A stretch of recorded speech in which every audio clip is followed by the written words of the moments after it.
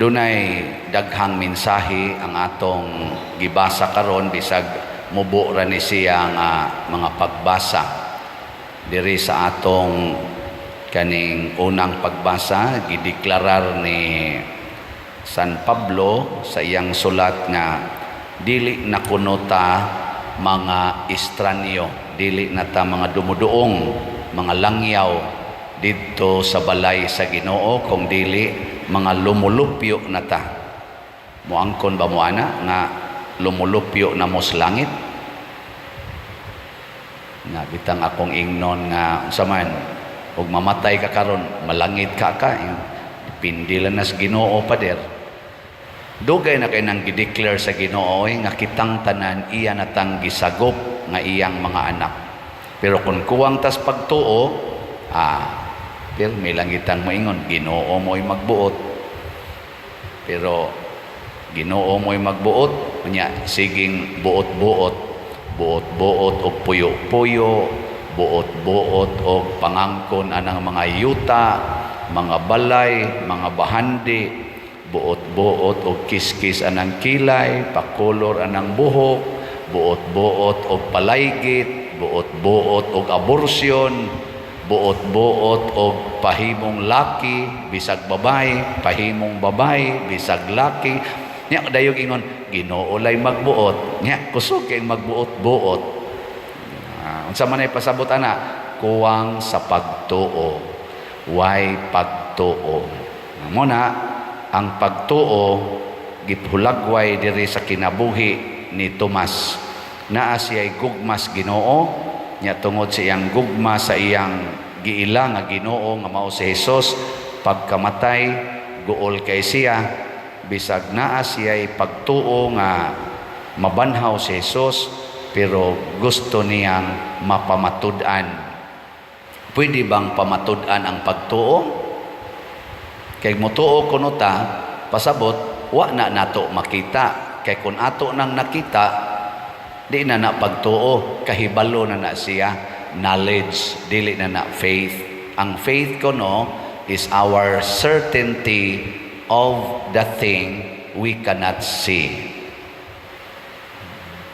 Tuo ka nga kanang imong tupad anak nas Ginoo. Tuo dili. Sige. Lingi ingna tuo ko anak kas Ginoo. Sige, ingna. Labi na gyud iniglingi nimo, mao nay kawatan kay sa inyo, mao nay badlongon kay nimong anak, mao nay bisyoso kay nimong bana. Mutuo kagag anak nas Ginoo. Pero kung tinuod ang imong pagtuo, kinahanglan mudawat ta sa dili nato makita. Kay kanang atong nakita usahay lipat-lipat ra na. Lipat-lipat ba? Ang tinuod di gid nato makita. Gakinahanglan tag pagtuo aron ta makakita. Mo nang ningon si Jesus, bulahan tong mituo bisan wa kakita. Nakaron para nako ang nahitabo ni Tomas, usa ka okasyon nga gigamit sa Ginoo aron tudluan ta unsaon pag kanibang paghupot og tinuod nga pagtuo. First, kinahanglan dili ta magpadala, di dayon ta motuo sa istorya sa atong isig katao. Kanabang tabi-tabi ba? Yan. Hala, tuwa dito'y birhin nga nihilak. Hala, nisayaw ang adlaw. Hala, tuwa dito'y cancer, stage 4. Nya, pagduol niya dito sa ribulto nga tuwa ning kapilyaha, nawa ng iyang cancer. Ayaw dayog tuo, anak. Ayaw tuo dayon sa sultis mga tao. Labi na gyud moingon, gisudlan ko sa birhin, gisudlan kong Santo Niño, nya usab-usab dayong tingog. Gisudlan ko ni Hesus, nya mausab dayong tingog. Ayaw sa tuo. Ang simbahan, careful kayo anak. Moagi ginag-process na porting taasa. Doon na tayo pamaagi sa pag-verify. So muna si Tomas, iya tong gi-verify. Wa siya moingon nga di siya motuo nga si Hesus dili mabanhaw, pero ang iyang gustong i-verify ang gisulti aning mga tawhana tinuod bakaha. Kung moingon ko, kung mo palit mo og slot, malipay mo, unsa man, tuo mo dili. Mupalit mo og slot ba kaning atong SBF dag, malipay mo, tuo mo dili. Ayaw sag tuo, i-verify usa, palit usa, palit ba? Nya inig palit nimo, tanawa ko noong nalipay baka. Kay moingon lang ka nga, man, lipay bitaw tanya, wa ka mo palit, wa nimo ma-verify. Wa mo kasabot ana. Mao na pasabot palit mo. Una diri sa ato karong halin daghanang nalipay. Og inyo ning pangutan-on, lipay kay ni sila. Ang atong halin sa SBF dag as of yesterday niabot na og 30,470 ka slots. Pakpakan na to ang mga nangalipay. Nya ako lang gisigihan gyapon og kwenta ang napamay sigig hatag nato sa 19 slot challenge. So doon na natay nadawat nga 204 ka 19 slot challenge. Pakpa. Nyamingon mo, malipay bagutaan na. Suway lang. Haron ikaw na sad mo imo testimonya nga malipay gidi ay. Nya gahapon dunay ato dinhing bisita si Father One Rosaroso. Nya nag-mission appeal sila tungod anang Family Life Ministry Center nga ilang pagatukuron dito sa Paypay Daan Bantayan. Daghan kay sila gisulti diri paghuman sa ilang tibok adlaw nga pag himo sa apil sa tong misa, nya nangayo silang mga hinabang, daghan kay sila gisulti pagkagabi nga matud pa nila dili kuno nila masinati sa uban nilang naadtuan o wa nila masinati, purti gid nilang lipaya.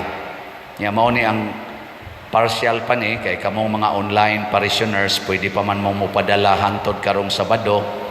Ang ilang nakuha diri nga atong mga love offering para sa ilang pagsolicit sa ila ditong center sa sa 7 ka misa.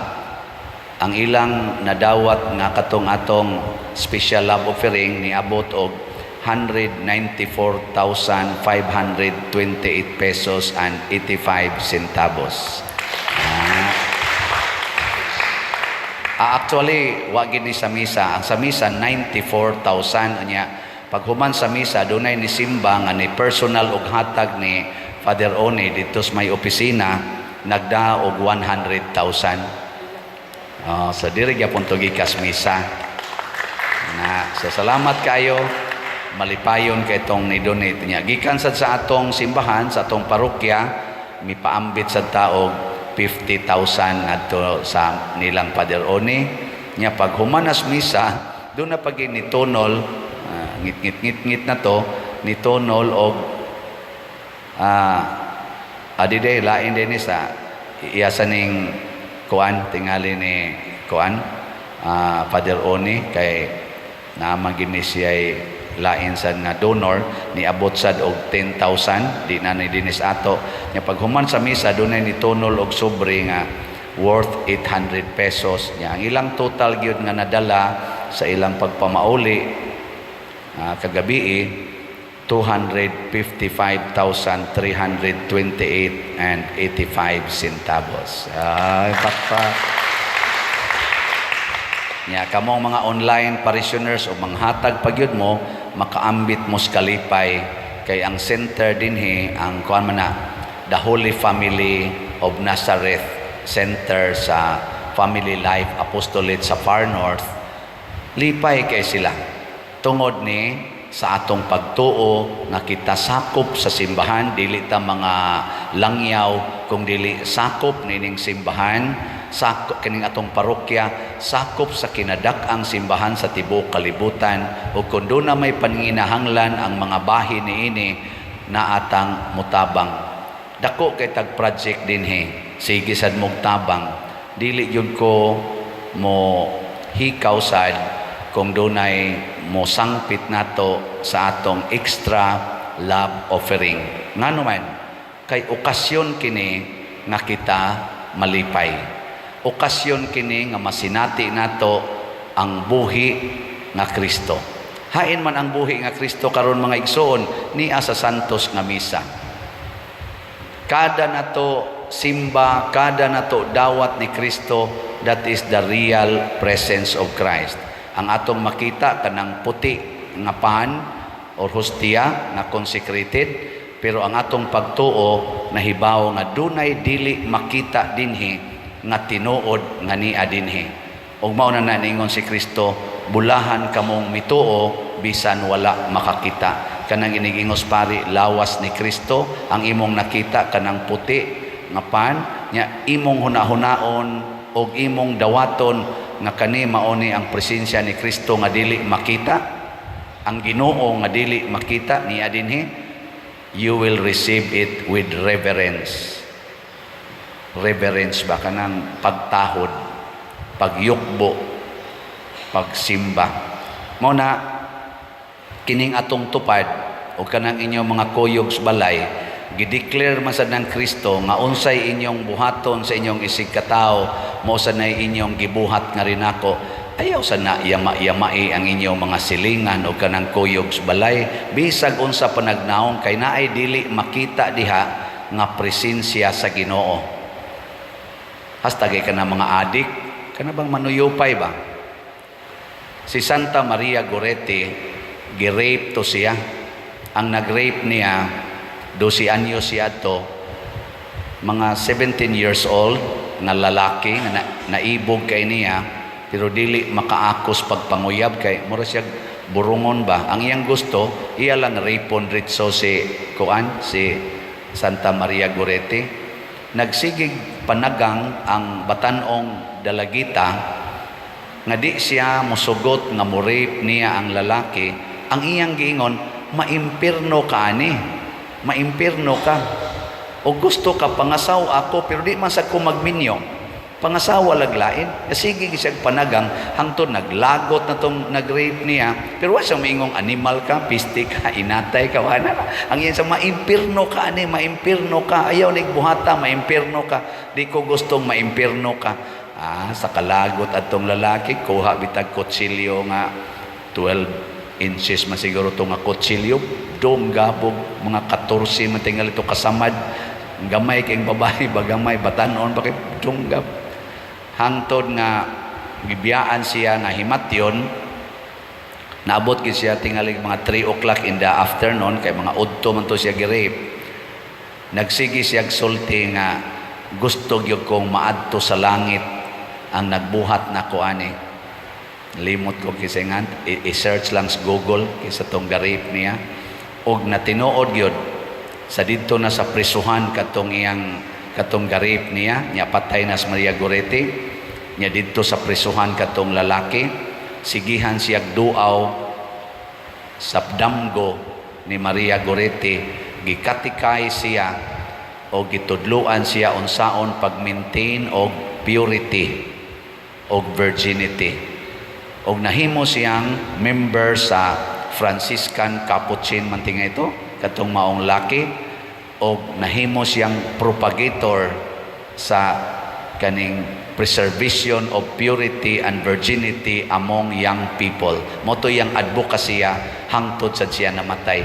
Nakatambong pagid siya pag-canonize ni Santa Maria Goretti. Kuyog pagid siya sa inahan ni Maria Goretti. Kay bawo siya nga kaning na santa, kay ako ning gi-rape, niya ako karon ni anasad ko ga-propagate nasad ko sa virginity and purity. Ngano man kay si Maria Goretti naa siya nakita niadtong mo-rape niya nga mao si Kristo. Gusto niya nga makita sadto sa nag-rape niya nga naa kay Ginoo diha nimo, nagihigugma kas Ginoo. Pakamatyan ko nang akong nakita diha nimo. Sus og mao ni makita nila ni President Putin ug ni Zelensky nga kaning kada tawo sa Russia ug sa Ukraine naay Ginoo nga naghigugma ana, dili na maayo nga imo lang ng pusilon, imo lang ng bombahan, kay naay Ginoo diha nga di makita pero nagmahal ug nagatiman, di ta kaakog patay. Ilingi ay mong tupad katapusang lingi ing na mustaman nakakita na kas Ginoo diri nako. Ha? Lingi ba imong tupad ba ing nakakita kas Ginoo ni anako? O mingon kanisa, wa jud ko kakita. Sige lang, iampo lang na kay makakita ra na madugay. Na bulahan kadtong motoo bisan wala makakita. Si Santo Tomas pag-abot na sa iyang conversion nga nakita na niyang Ginoo diha sa matag tao, iya sang gipakamatyan nga hasta ang nagpatay niya din asya masuko, nagpakamatay pod siya isip usa ka martir. Kay kanang usa ka martir magula sa iyang dugo alang sa kaluwasan sa iyang mga kaaway.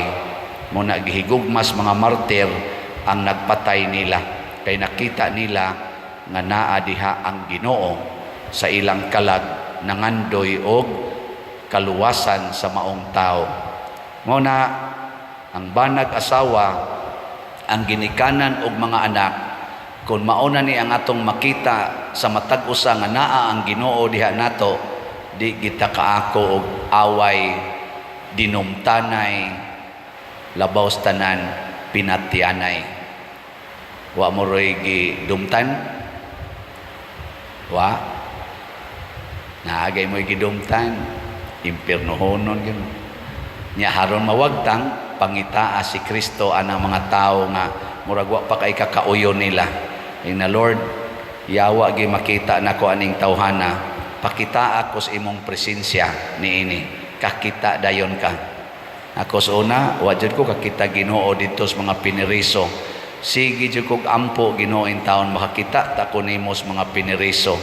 Abot kog 5 years in love na kay ko sa mga piniriso, labi na kanang pinakasigag mata, nya mukagot yung ngipon, kay sigig suyop, perting bahua kay way ligo. Anha ginako makita si Kristo usahay, makita go nako si Kristo nga gilansang sa krus nga ang dugo ang buhok nga humig sa dugo nga nanimaho ng langsi kay gikan pas gabi ing kinulata. Di man mo moto, sige na, nindog na ta.